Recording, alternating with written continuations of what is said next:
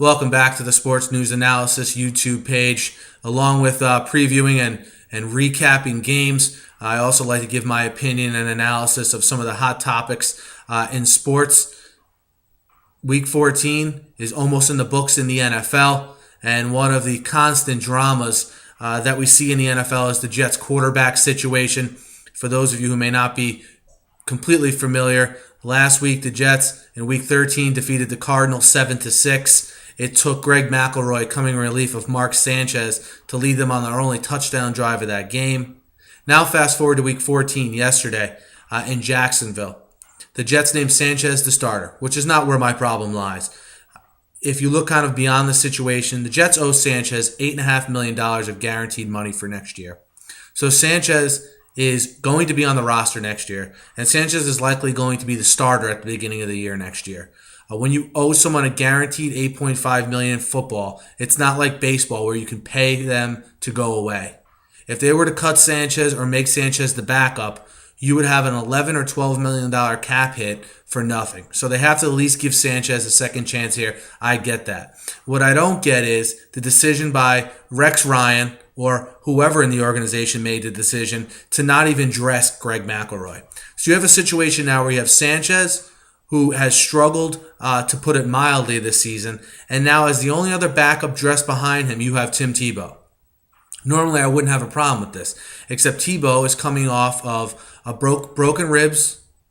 He hasn't practiced in 3 weeks, and you have a situation where this coaching staff does not feel comfortable putting Tim Tebow in the game for long periods of time. This has been well documented throughout the entire season. So you have a situation where you have a quarterback who you're trying to put pressure on so he plays better, and behind him you have a backup that he knows can't go in for him. I'm not really sure how that makes the team better or how that prepares you for the game. You have a guy with broken ribs, okay, and I can't only help but think that he was only on the sidelines because Jacksonville is his hometown, which is just mind-boggling to me and ridiculous. You're there to win a football game. You're not there to make people happy so they can play in front of their parents or dress in front of their parents. It's not middle school, okay? By not dressing McElroy, the Jets were at a serious competitive disadvantage yesterday, and they got away with it. Sometimes you get away with things, okay? And the Jets got away with it yesterday where they didn't need to go to a backup because Sanchez just didn't screw things up. They didn't even let him do anything in the second half yesterday. They ran the ball literally the entire second half. So, this speaks to the Jets organization as a whole and its dysfunction. Who is making these calls? With the way they've used Tebow this season, it doesn't sound to me like anyone involved in the football operations part of things wanted Tebow here. He was kind of cast upon them. He was thrown at them, and now they have to make the best of this crazy situation. The owner is a glory hawk. This is, again, well documented. He wanted Tebow here. He got Tebow here.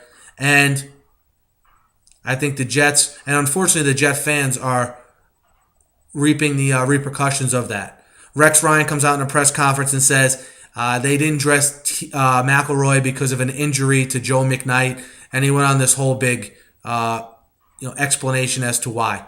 Look, Rex, in one sentence you can't say you have the best fans in the NFL, and then the next sentence insult all of their intelligence by giving that explanation. It's pretty clear you don't have confidence in Tebow. It's pretty clear you do see something in McElroy based on the fact that you put him in last week. McElroy did the job for you. What's the real reason you didn't dress McElroy this week? I think that's something all Jet fans want to know, okay? And going forward, what do you do this week against the Titans? The Titans aren't a great team, but they're certainly a lot better than the Jaguars. The quarterback is going to have to make at least 2 or 3 plays in this game. So now what do? All 3 guys are going to be healthy again this week. What's going to be the excuse this week for not dressing McElroy? What are they going to make up this week? Or when are they just going to admit their fault in signing Tebow, dress all 3, and take someone off of that at that special team side of things? I know it's tough losing a roster spot, but the quarterback is the most important part of the position.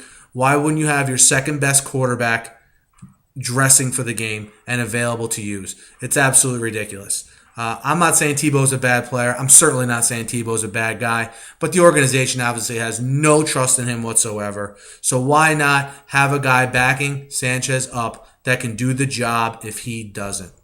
And, that's my opinion on that. Not sure if you guys agree with me or not, but hit me up on Twitter at SNewsAnalysis. That's at SNewsAnalysis. Always hit me up in the YouTube comments as well. I'm always up for a good discussion, good sports discussion, absolutely. Thanks, guys. And hey, Rex, give Greg a chance.